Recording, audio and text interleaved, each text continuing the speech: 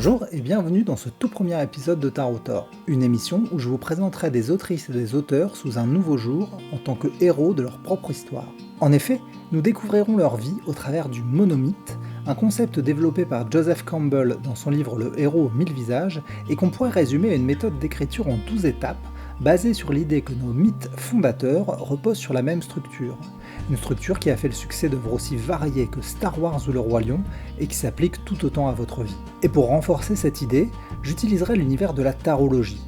Il ne sera pas question de voyance ou de discussion avec l'au-delà, le tarot servira uniquement à éclairer les anecdotes de nos invités sous un autre jour. Il les aidera à projeter leurs souvenirs et à se livrer plus simplement. Un tirage de cartes pour chacune des questions, 12 étapes, et donc 12 tirages plus celui de ma question bonus. Pour chaque invité, je choisirai un tarot de ma collection qui lui correspondra le mieux, et ce sera autant d'occasions de vous faire découvrir des tarots tous plus intéressants les uns que les autres. Pour les interprétations des cartes, je m'appuierai sur les livrets des tarots employés, mais aussi sur le travail d'experts comme Alexandro Jodorowsky, référence internationale du milieu, ou Emmanuel Iger, très populaire en France et dont les fiches récapitulatives sont une mine d'or. Aujourd'hui, nous allons découvrir l'histoire de Florence Rivière. Florence est une amie avec qui j'ai eu l'occasion de travailler à plusieurs reprises et que j'admire beaucoup pour ses engagements. D'ailleurs, saurez-vous deviner combien de fois elle peut faire référence au capitalisme en moins d'une heure ? C'est une artiste multiple qui joue, pose, photographie et a créé 2 saisons de sa propre web-série sans vouloir vous déranger. Mais c'est surtout une autrice militante connue pour son essai L'art de la pose. Outre ses anciennes créations, la discussion sera l'occasion d'évoquer ses projets en voie d'édition, un roman de fantasy et une bande dessinée sur le thème de l'emprise. Pour Florence, j'ai choisi le tarot Oak Ashenthorn de l'illustrateur Adam Howlers et de la tarologue Stephanie Burrows. Parce qu'il a une douceur automnale et une noirceur à laquelle je savais qu'elle serait sensible. Elle, qui adore la forêt, les corbeaux et les renards, ne pouvait qu'apprécier l'univers de ce jeu. Personnellement, je l'aime aussi beaucoup. C'est une interprétation efficace du Rider-Waite, un format de tarot divinatoire plus populaire à l'international et dont je vous parlerai dans une prochaine vidéo. En plus, le fait qu'il n'y ait aucune représentation humaine permet plus facilement de s'y projeter et règle tous les problèmes de représentativité. Au niveau de sa conception, il est éco-friendly et je savais que Florence apprécierait. C'est un des rares de ma collection à n'avoir pas été produit en Chine, mais en Angleterre. Du coup, il est bien plus respectueux de la planète et des travailleurs que la majorité des tarots produits chaque année. Il respecte surtout plusieurs normes, des encres végétales, un carton certifié FSC, meilleur pour la préservation des forêts, et bien sûr, son impression en Europe a limité son transport par cargo. Du coup, je suis assez content d'initier cette aventure avec un tarot plein de bienveillance envers la planète. Mais sans plus attendre, entamons le voyage de Florence. Et voici la première étape du voyage du héros.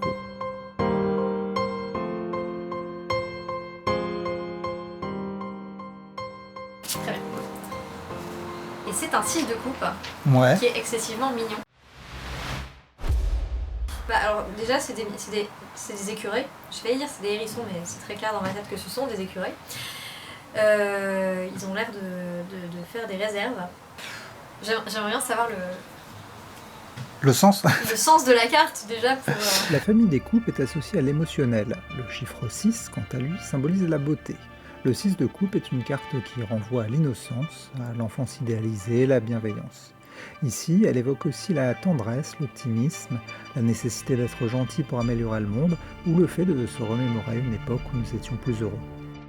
Ah non, j'étais pas hyper heureuse ouais, donc c'est ça, c'est l'inverse, et elle n'était pas à l'envers, donc c'est très bizarre. Je les ai regardées, elles étaient toutes à l'envers, t'as tout mis à l'envers et j'ai tout retourné. Non, il faut qu'elles soient à l'envers. Là c'est bon, si elle est à l'envers ça a du sens. Donc reprenons, elle était comme ça. D'accord. Est-ce qu'on les retourne toutes ? Bah du coup on les retournera au fur et à mesure, mais bon. On se posera la question pour chacune en tout cas.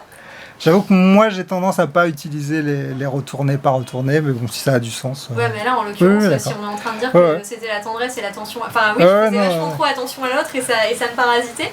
Mais bon du coup je pense qu'on peut quand même la mettre à l'envers pour cette interprétation.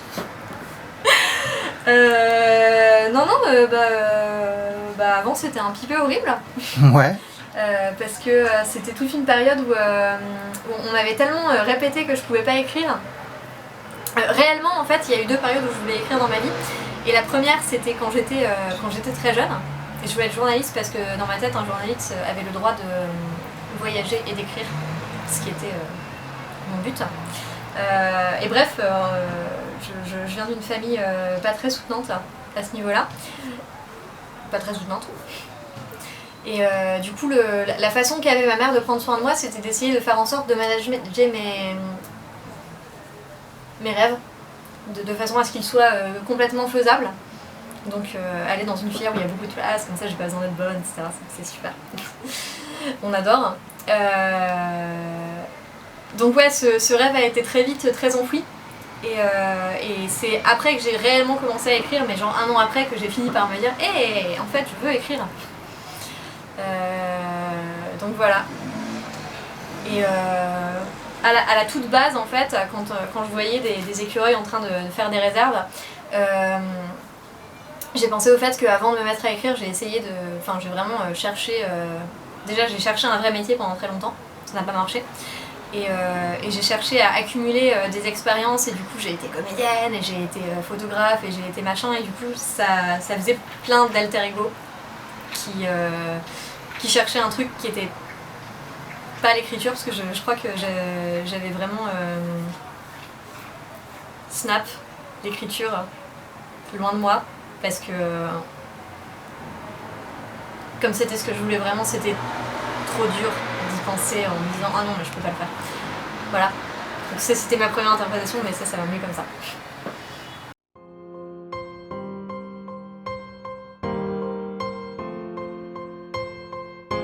Du coup, c'est le 7 d'épée. Ouais. Et il y a un corbeau. Du coup, ça doit te parler, ça, je pense. Hé hé. Bon, bah très clairement, j'ai l'impression de voir un vieux champ de bataille abandonné.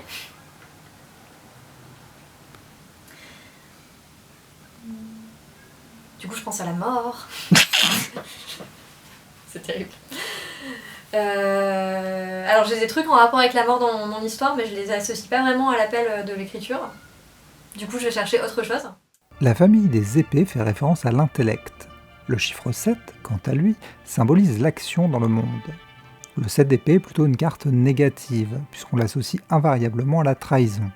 Elle évoque ainsi le fait de se tromper, d'être manipulé, trahi, mais aussi l'avarice, la nécessité de se méfier de son entourage, ou le fait de mentir aux autres et à soi-même. Parce que réellement, le moment où j'ai commencé à écrire, c'était en faisant semblant de pas écrire. C'était l'art de la pause. Et c'était plus... à la base, plein de gens me posaient des questions sur mon métier de modèle, et j'ai cherché des ressources à leur donner, et j'en ai pas trouvé, et ça m'a énervée. Et les personnes normales auraient écrit une note de blog, j'ai fait un livre, bon, de toute façon. Mais du coup, pour moi, c'était pas un truc d'écriture, puisque c'était, je suis en train de parler de ce que je connais, j'ai fait des recherches, etc. Oui, c'est quand même de l'écriture. Hello. Passons. Mais ouais, je rattachais encore l'écriture à ce truc hyper créatif, du talent. Ouais, donc j'ai commencé à faire ça en faisant très très fort semblant de pas être en train d'écrire. C'était très drôle, rétrospectivement. Et c'est quand même un moment où on m'a fait pas mal de choses pas très bien dans ma vie. Disons que le moment où j'ai vraiment commencé à écrire, c'est le moment où j'ai arrêté de fréquenter Barbe Bleue pour rester dans des thématiques littéraires. Et c'est d'ailleurs très drôle parce que cette même personne qu'on appelle Barbe Bleue se croyait un petit peu être mon mentor et disait qu'il m'avait appris à écrire, etc. Ce qui est drôle. Et je me rappelle que j'avais vachement de mal à écrire l'art de la pose parce que c'était drama à tous les étages à chaque fois que je faisais un mouvement.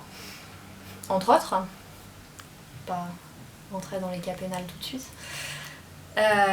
Les cas pénals, bien sûr, je suis autrice, bonjour. Et c'est vrai que j'ai fini par... une fois le PTSD dépassé et tout ça, le fait que je sois partie, ça a été vraiment la meilleure chose qui est arrivée et à moi et à mon écriture. Et le fait d'avoir fini le livre a aussi permis de me guérir. Et c'est à ce moment-là à peu près que je me suis dit, ouais, en fait, j'ai pas vraiment envie de faire autre chose.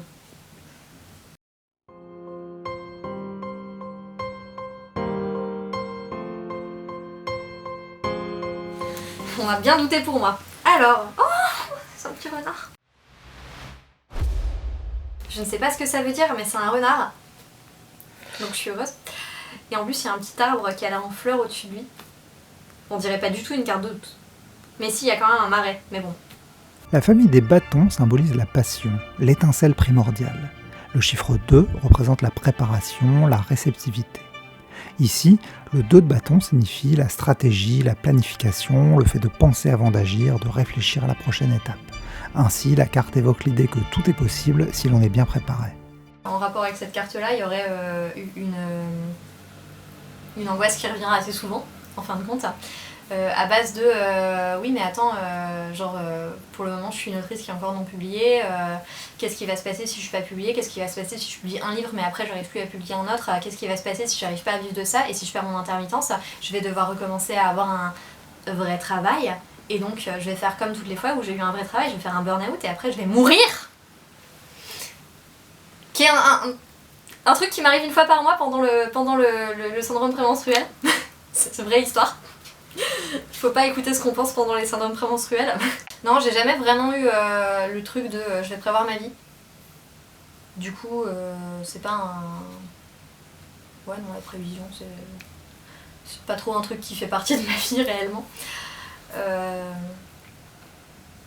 Et au contraire, en fait, à chaque fois que j'ai eu l'impression que ma vie était tracée de façon régulière et jusqu'à longtemps, ça m'a très très fort angoissée et généralement j'ai changé de chemin assez brutalement à ce moment-là. Il est intéressant de constater que c'est assez admis depuis quelques années que ce que je veux faire c'est écrire dans ma tête et que ça c'est bon. C'est pas angoissant. Le capitalisme m'angoisse, mais pas l'écriture.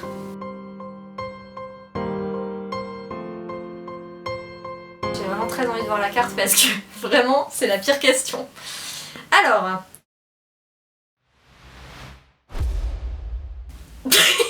Celle-là, je m'en rappelle. C'est la mort. Ouais. C'est super drôle. Qui est ton mentor? Il est mort.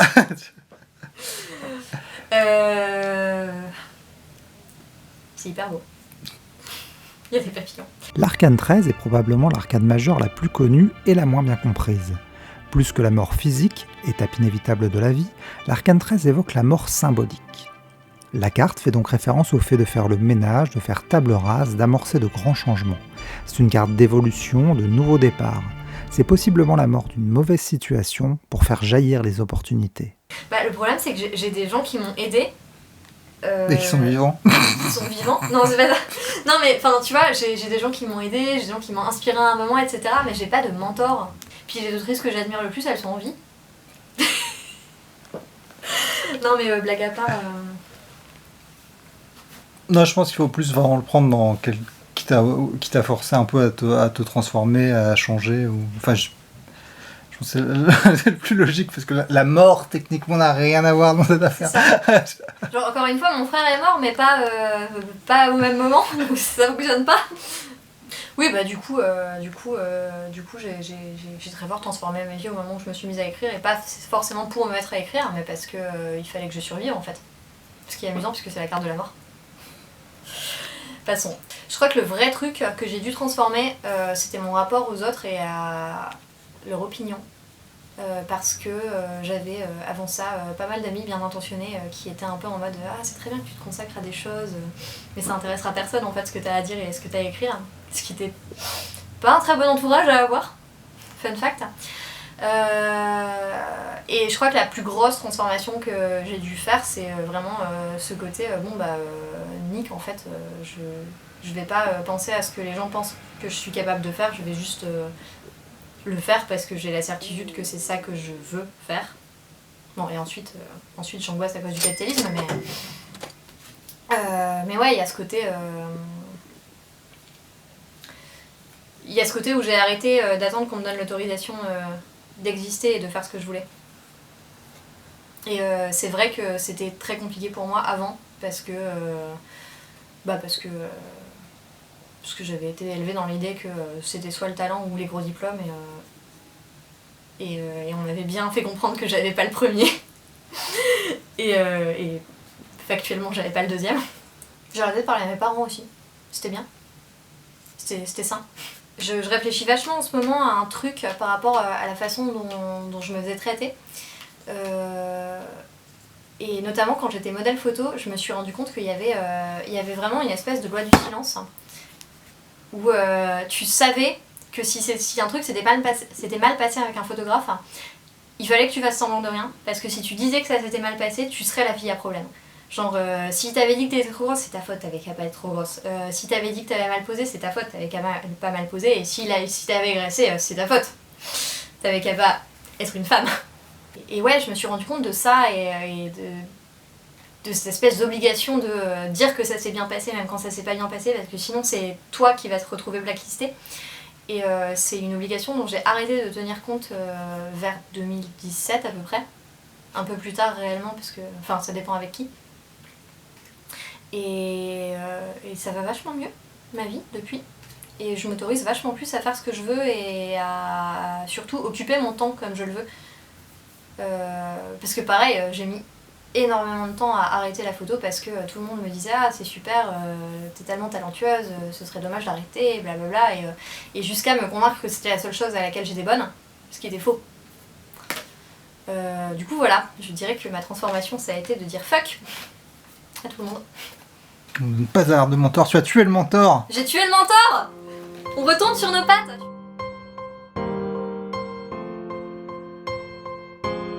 Alors je le dis avant de sortir la carte, ouais. J'ai déjà une idée. Ça se passe en 2019, on va voir si la carte dit la même chose.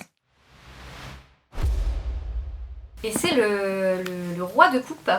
J'ai toujours envie de dire hérisson à la place de l'écureuil, mais je sais ce que c'est un écureuil. Hein. Donc c'est les émotions, les coupes. Le roi est une figure d'autorité. C'est une carte qui évoque la maîtrise. Le roi de coupe est une carte qui représente le fait d'être en accord avec ses émotions, de ne pas se laisser submerger. Ici, la carte évoque aussi la diplomatie, le fait de voir tous les aspects d'un problème, de rester droit dans la tourmente. Là, je suis restée droite hein, dans l'anecdote à laquelle je pense, mais moi je pensais à la fois où j'ai claqué la porte de mon école de théâtre. Genre vraiment. Du coup, c'est amusant que tu parles de calme et de diplomatie.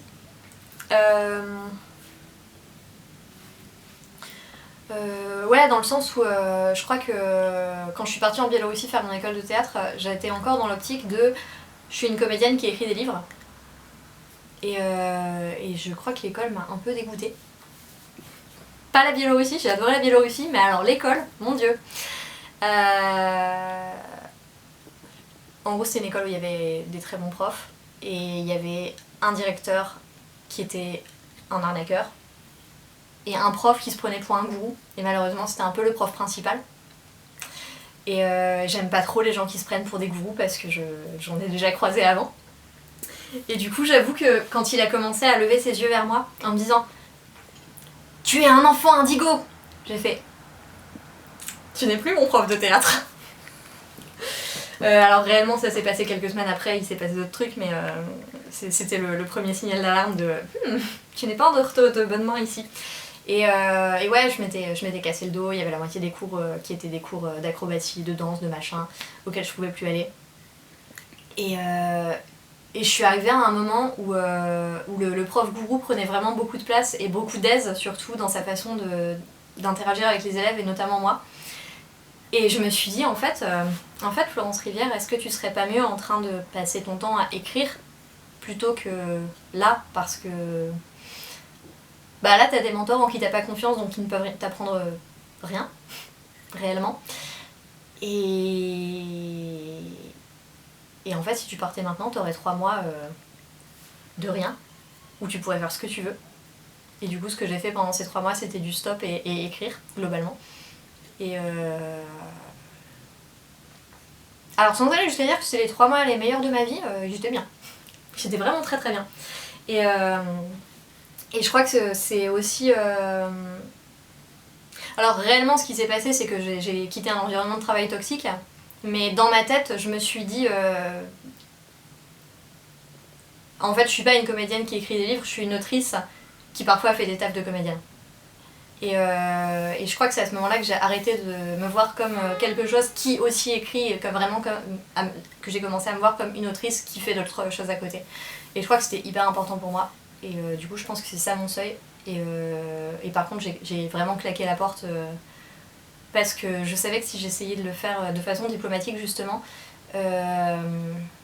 on on allait essayer de me convaincre que c'était irrationnel et qu'il restait que 3 mois, et c'est vrai, hein, rationnellement il restait que 3 mois, etc.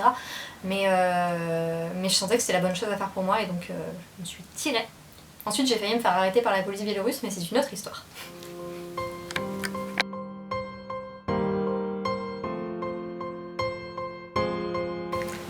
Donc c'est le valet de Pentacle là, c'est un lapin, Ouais. enfin c'est un lièvre en fait. Il est dans une prairie avec des papillons. Ça a l'air d'aller bien pour lui. La famille des pentacles, ou des deniers, évoque les biens matériels, l'univers du concret. Les valets, quant à eux, font référence au début d'un apprentissage. Ils sont la découverte, le commencement. Le valet de denier fait donc référence à de nouveaux projets, au désir, au fait d'être ouvert aux opportunités. En vrai, le Kickstarter de l'art de la poste, c'était la grosse opportunité. Dans le sens où j'étais juste une personne qui faisait des photos et qui avait écrit quelques articles de blog, et il y a 251, je crois, personnes qui m'ont fait confiance et qui m'ont dit « Tiens, Dob, prends l'argent, écris un livre !» Du coup, c'était, je pense à ce jour, la chose la plus énorme qui soit arrivée. Et c'était incroyable, et je pense qu'en plus, s'il n'y avait pas eu ça et ces personnes qui m'attendaient, j'en sais rien, hein, j'ai pas vécu l'autre timeline, mais c'est possible que j'aurais pas été jusqu'au bout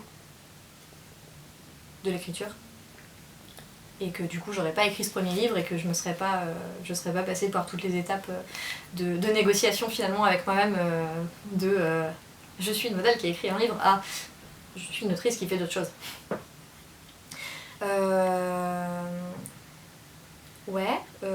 Après, des gens m'ont aidée.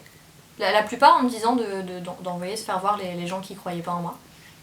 Et surtout les représentations limitantes qu'elles avaient mises en moi. Je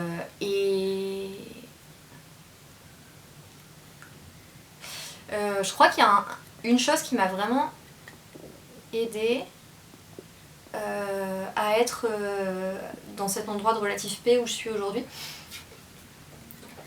C'est le jour où quelqu'un m'a dit « Mais en fait, c'est ok de vouloir de l'argent pour ce que tu fais, parce que tu as besoin d'argent pour vivre à cause du capitalisme. » Ça a beaucoup contrecarré ce discours général du mais si t'es vraiment artiste, tu le fais pour le plaisir, et le fait d'écrire le livre doit se suffire à lui-même, et si t'es vraiment passionné, tu trouveras l'énergie de le faire après ton shift à McDo. C'est faux.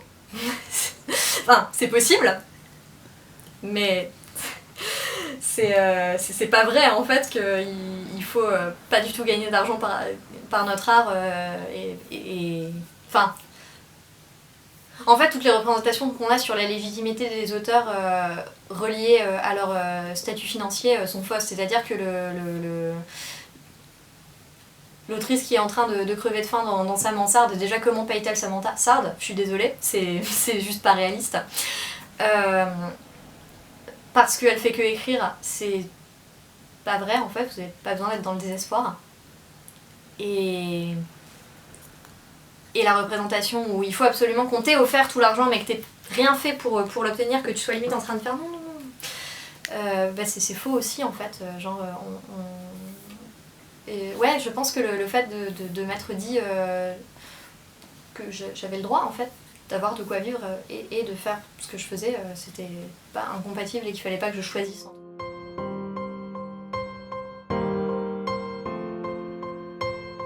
Hey, c'est l'empereur! Il est hyper beau! Pourquoi y a-t-il une tête de bélier à côté de ce cerf? L'empereur est sûrement la carte qui incarne le patriarcat, le capitalisme ou les deux. C'est une carte qui évoque la stabilité, la structure, la rigueur. Ici, elle évoque aussi le fait d'accepter d'être raisonnable, d'écouter sa tête et non son cœur. Peut-être que cette carte me dit d'envoyer mes manuscrits mais sous des noms masculins. Excellent conseil encore aujourd'hui, j'en suis sûre. Franchement, j'en suis sûre. La fantaisie, t'es assigné femme, c'est de la fantaisie pour enfants. Mais je pense que le point de non-retour est plus passé dans ma tête que dans la vraie vie. Dans le sens où matériellement je pourrais encore faire demi-tour, ce serait possible, mais je pense que je ferais une dépression et un burn-out et que ce serait triste. Mais c'est vrai que dans ma tête j'ai vraiment abandonné l'idée de faire autre chose. Et un vrai métier. C'est même pas tant que je veux vivre... Enfin oui, je veux vivre de ça, c'est un fait. Mais surtout, c'est vraiment... En fait, le fait de faire un travail qui... un, me prend beaucoup de temps, deux, me motive pas, trois, souvent va à l'encontre de mes valeurs d'une façon ou d'une autre, parce qu'il faut pas se leurrer, le salariat sous le capitalisme, c'est quand même souvent ça. Ça me met dans un état d'épuisement tel que je peux pas écrire en même temps. Enfin, je peux, mais c'est très lent, c'est très... c'est une fraction de ce que je fais maintenant en jonglant entre les gigs.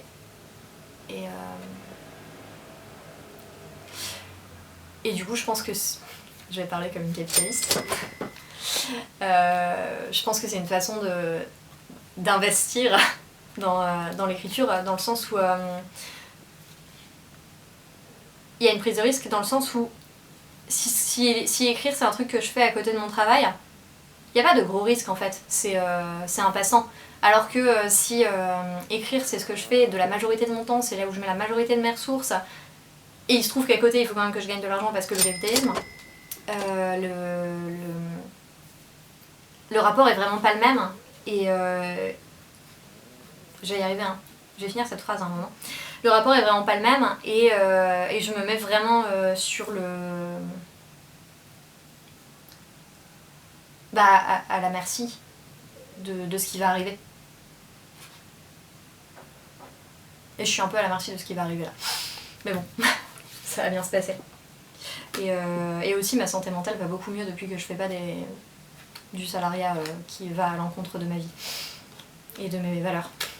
Mais bon, ça je pense que c'est un conseil qu'on peut donner à tout le monde.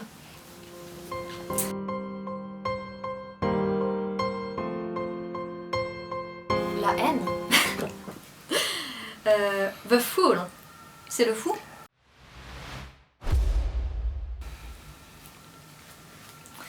Le fou, plus connu sous le nom du mat en France, est la première ou la dernière carte des arcanes majeures.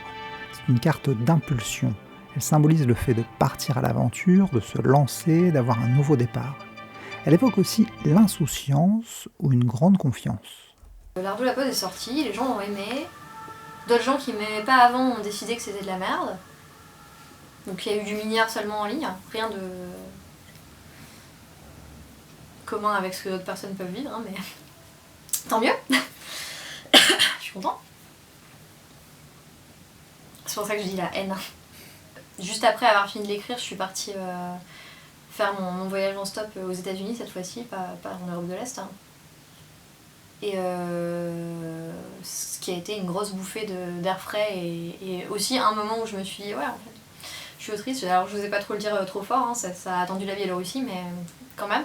Si. Je me rappelle très bien qu'à un moment donné, quand je venais de finir de l'écrire justement, alors c'était pas après la sortie, c'était après la fin de l'écriture, mais... donc j'étais à Londres, ce qui n'a rien à voir. Et j'avais cette pensée qui me tournait en boucle dans la tête, mais qu'est-ce que je vais faire si c'est tout ? Sachant que quand j'ai commencé à écrire l'Art de la pose, j'étais en mode, j'écris un livre sur le sujet qui est mon sujet d'expertise, parce qu'il n'existe pas et qu'il faut bien que quelqu'un le fasse, et j'ai vraiment beaucoup d'excuses pour dire que je suis pas autrice. Mais ma première angoisse après, ça a même pas été et si les gens aiment pas, et si, parce que j'avais confiance en ma relectrice, j'avais confiance en les gens qui avaient relu jusque-là et qui me disaient que c'était bien. Bon, puis j'avais un peu confiance en mon travail aussi, quand même pas déconner, mais voilà, j'avais des raisons objectives de penser que c'était un livre qui était bien. Et ouais, ma grosse angoisse, ça a été vraiment comment je fais maintenant en fait, si j'ai plus d'idées de livres, si j'ai plus rien à dire, si j'ai accompli tout ce que j'ai à accomplir dans ce monde, qu'est-ce que je fais maintenant ? Et ça s'est calmé dès que j'ai commencé à écrire un autre roman. Enfin, un roman d'ailleurs, parce que l'Art de la pose n'est pas un roman. Et je me suis rendu compte que je fonctionnais par cycle comme un peu tout le monde et que y avait la période du postpartum après le livre qui était assez violente parce que c'était la première, que la plupart des projets que j'avais eu avant c'était des projets qui se bouclaient en 2 jours. Et là ça faisait 1 an que j'avais bossé dessus. Donc j'étais pas habituée à cette sensation. Et donc le premier... le premier postpartum créatif a été très violent pour moi et très porteur de remise en question à base de si c'est la seule chose que je peux écrire, maintenant que je sais ce que ça fait d'être en train d'écrire et de mettre un projet qui nous tient à cœur dans le monde, je me vois pas trop exister 60 ans de plus sans le refaire.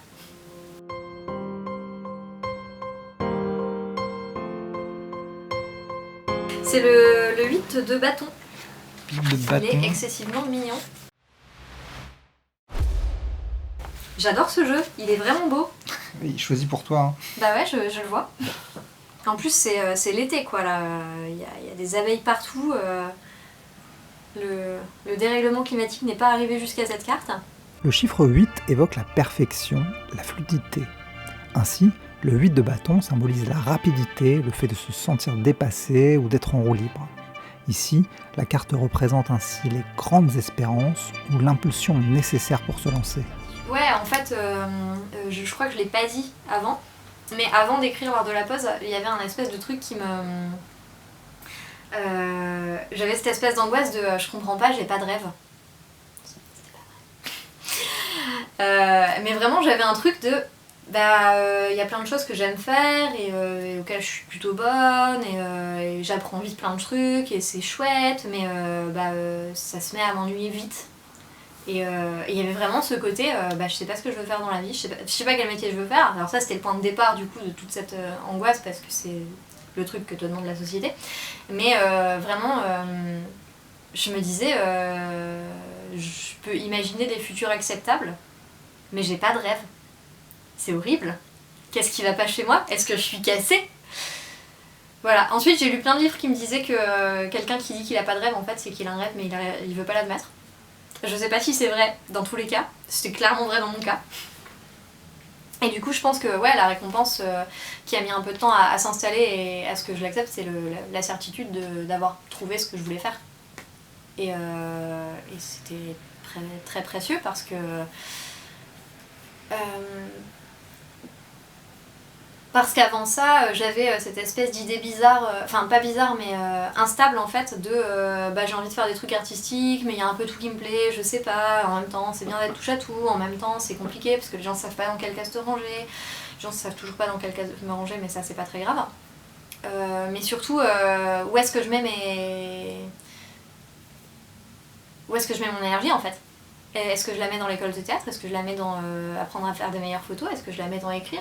Non, attends, écrire c'est pour les gens qui ont du talent, c'est pas pour moi, c'est pour Victor Hugo! C'est-à-dire des mecs blancs et bourgeois. Pardon, on aime bien Victor Hugo. Pas tout, mais il est tolérable pour un homme blanc.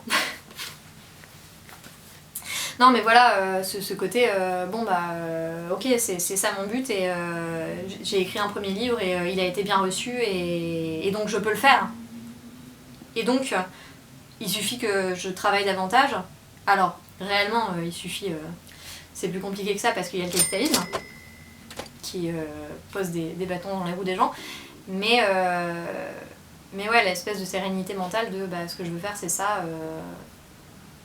Donc c'est là que je vais mettre mes billes. Je parle vraiment comme un capitaliste, c'est horrible.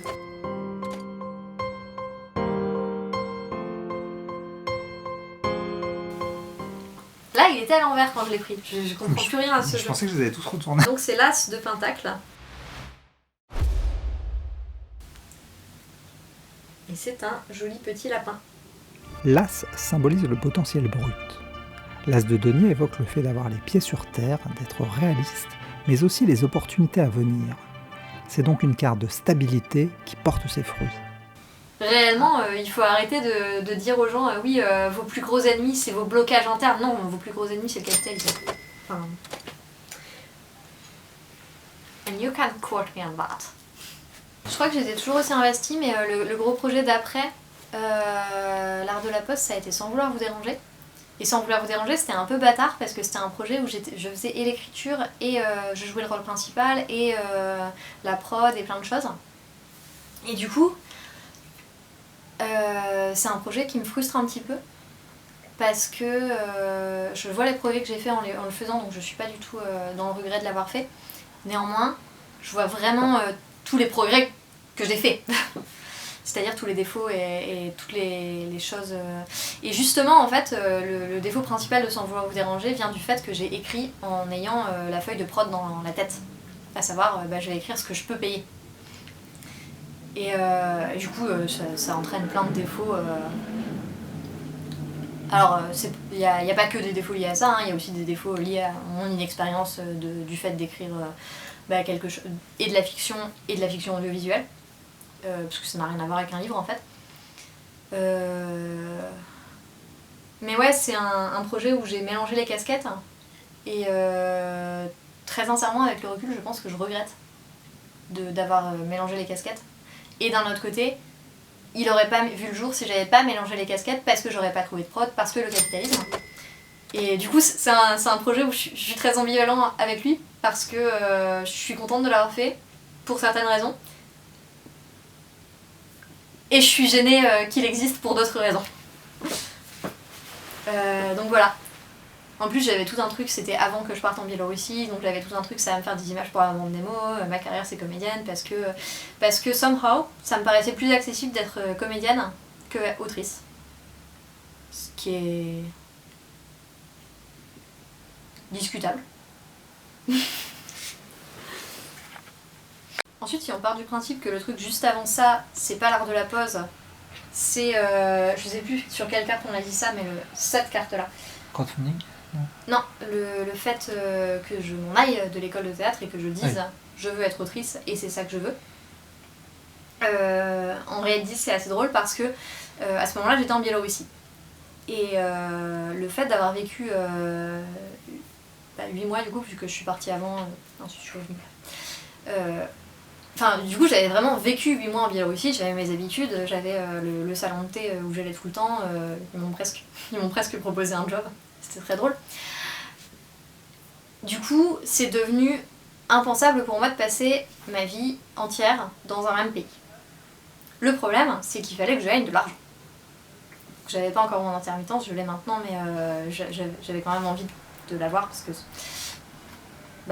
c'est un régime qui est pour les créatifs et les gens qui travaillent dans le spectacle visuel, donc ça fonctionnait bien. Et je me suis demandé quel genre de travail je peux faire dans n'importe quel pays, donc ça excluait l'acting à cause de l'accent. Quel travail je peux faire dans n'importe quel pays et qui ne nécessite pas de faire du réseau, donc ça excluait la photo. Et je me suis dit, mais je parle français, il y a des profs de français partout. Et j'en parle parce que cette carte était à l'envers du coup. Et j'ai commencé un cursus pour devenir prof de FLE, donc c'est français langue étrangère. Et je me disais ça va être je le vois comme une corde de plus à mon arc, etc. Et c'était un peu une reculade en mode... réellement, c'était une reculade. Je vais pas réussir à être autrice et donc il faut que j'ai un autre métier et ça ce serait bien. En plus tu peux... alors je m'étais encore donné plein d'excuses à base de... en plus tu peux donner des cours à des personnes migrantes quand t'es en France, donc c'est vachement utile. Et puis ensuite je suis allée voir en observation ma première classe de cours de français langue étrangère et je me suis rappelé que je voulais surtout pas être prof. Et que si j'avais voulu être prof, mais je serais restée en philo. Allô ? Et donc ça a duré un peu moins d'un an cette histoire. Mais quand même suffisamment pour me montrer que j'étais encore sensible à cette peur de si je me retrouve à la rue ça va être compliqué quand même, donc ce serait mieux que je sois pas à la rue et que j'ai un travail.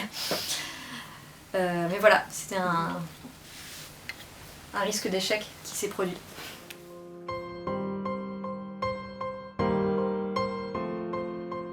Elle est aussi en... Putain, c'est le magicien à l'envers. C'est quoi cette histoire? L'épreuve qui a failli me faire tout arrêter.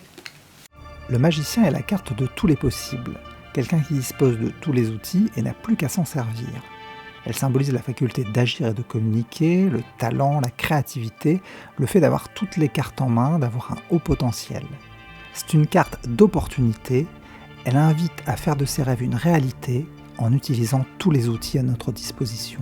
Si on part du principe qu'on est toujours après la Biélorussie, on parle de la dernière année et demie de ma vie, donc c'est pas non plus... mais en vrai, j'ai eu beaucoup de chance par rapport à ça parce que... tu sais, je voulais faire des contrats d'intermittent pour avoir l'intermittence et avoir un peu de stabilité sans que ce soit de la stabilité enfermante, comme font les artistes. C'était compliqué parce qu'il fallait aussi que je paye mon loyer en temps réel. Et réellement, j'ai un ami qui m'a prêté 2 mois de loyer. Sans quoi, j'aurais probablement pas eu toutes mes heures et je sais pas ce qui me serait arrivé. D'autant que j'ai fini de faire mes heures pour ma première intermittence, je l'ai débloquée juste avant le premier confinement. Du coup, j'ai eu plutôt beaucoup de chance à partir de là. Après, régulièrement... je pense que je suis dans l'épreuve, réellement, là, parce que je suis en train d'essayer de publier ma BD sur l'emprise.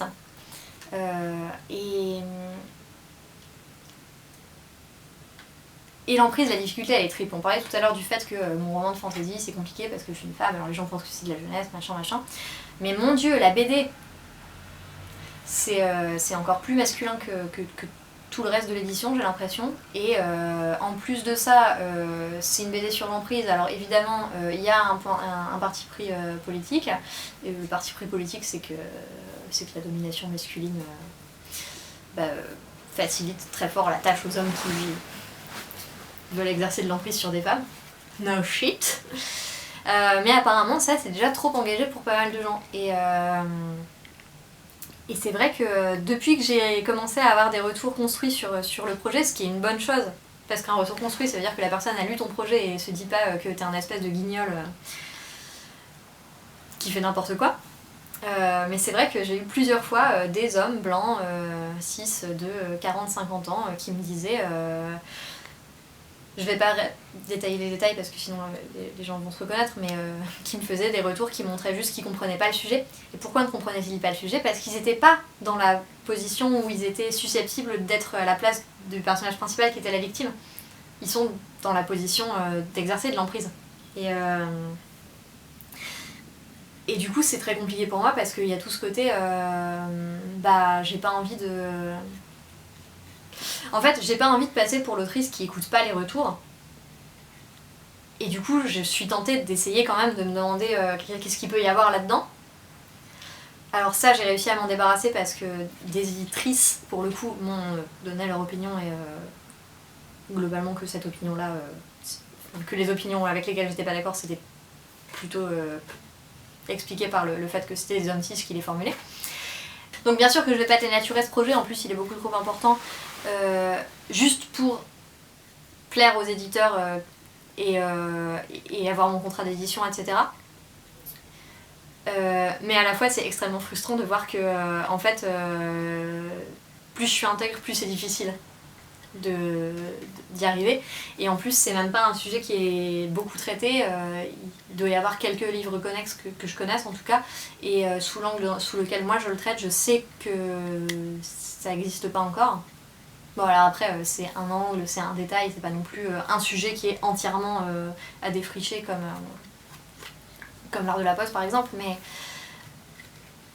c'est terrible d'avoir la sensation que le projet peut apporter quelque chose à des gens, mais que juste les gens en position de pouvoir sont pas dans une position qui leur permet d'entendre ça.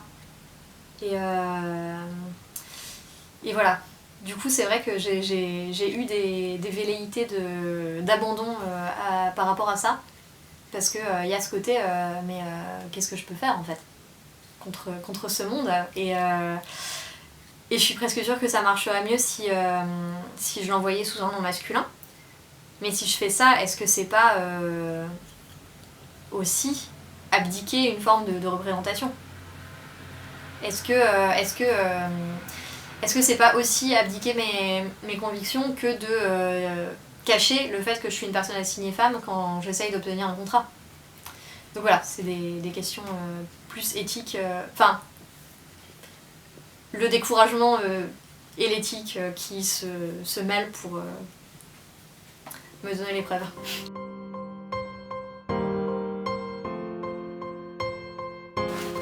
Je crois qu'en fait je les prends juste pas dans le bon sens parce qu'elle est encore à l'envers alors que tu l'as retournée. Ah, peut-être du coup. Donc c'est la reine de coupe. J'ai eu plein de coupes. On coupe, ouais, c'est tout ce qui est émotion, les coupes. Hein, donc, tu traites dans les motifs. Oui, c'est vrai. La reine est une carte de maîtrise, mais plus réceptive qu'active. Il ne s'agit donc pas de soumettre l'élément, mais de l'accompagner. Ici, la reine de coupe est une carte qui évoque la sensibilité. Elle symbolise la compassion, l'intuition, le fait d'écouter notre voix intérieure, d'avoir de l'empathie. Bah, moi j'aime bien l'empathie. Je trouve que c'est une bonne chose. C'est sûr. Non, mais du coup en vrai ça reboucle effectivement avec notre discussion du début sur le fait que on porte la responsabilité de l'histoire qu'on met dans le monde.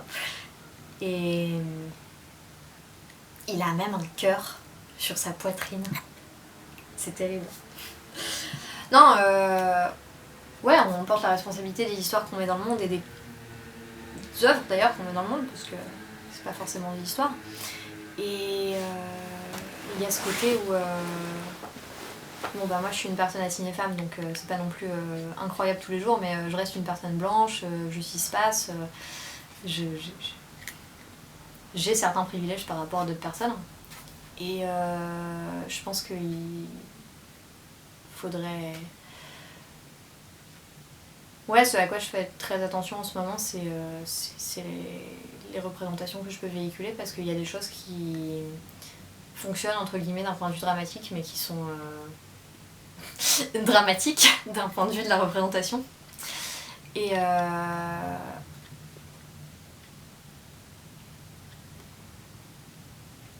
alors si je veux le formuler en mode voyage du héros, etc., pendant tout ça là, j'ai suivi beaucoup d'influences de la part d'hommes. Enfin voilà, il y a eu un violeur qui a essayé de s'approprier mon travail, il y a plein de choses comme ça qui se sont arrivées, et c'est des choses qui sont très banales, et je pense du coup que... Alors je sais pas si c'est une raison pour laquelle j'ai envie d'écrire, parce que j'ai envie d'écrire depuis que j'ai 7 ans, donc je pense que j'avais pas ce genre de réflexion à 7 ans. Mais très clairement c'est quelque chose que je veux mettre dans ma pratique, le fait de penser à qui ça peut toucher et qui ça peut aider, surtout cette histoire, hein. Et si j'ai l'impression que mon histoire va aider des dominants, je vais peut-être essayer de changer l'histoire.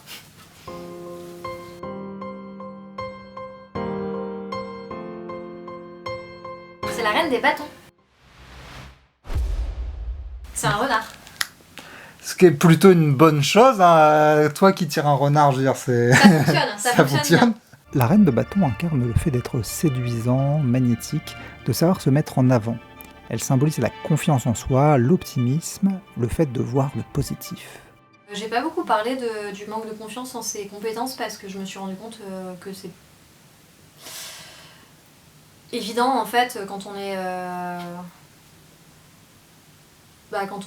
dédié à son œuvre et à ce qu'on fait, que on va essayer de devenir meilleur.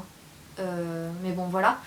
Et je pense que le monde extérieur nous dira toujours beaucoup, soit qu'on n'est pas assez compétent, soit qu'on n'essaye pas assez fort d'être compétent.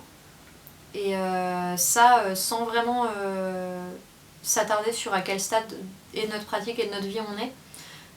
Et je pense que c'est pas mal de se rappeler que statistiquement, un mec blanc qui postule à un emploi le fait quand il matche 50% des compétences demandées, là où les femmes le font à 80% minimum des compétences demandées.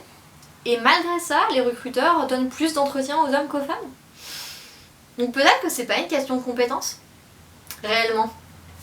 Peut-être que c'est bien de continuer à s'améliorer, etc. Mais que quand même, c'est bien aussi d'oser se lancer, même si on est encore en apprentissage, parce qu'en fait on est toujours en apprentissage. J'espère que l'histoire de Florence vous aura plu, moi je la trouve passionnante, et le tarot s'est montré plutôt révélateur. Pour l'anecdote, Florence l'a d'ailleurs tellement appréciée qu'elle se l'est offerte depuis. Si vous avez aimé cette vidéo, n'hésitez pas à la partager ou à la liker. Plus elle vous plaira, et plus cela me donnera de motivation pour vous faire découvrir des autoristes diverses et variées.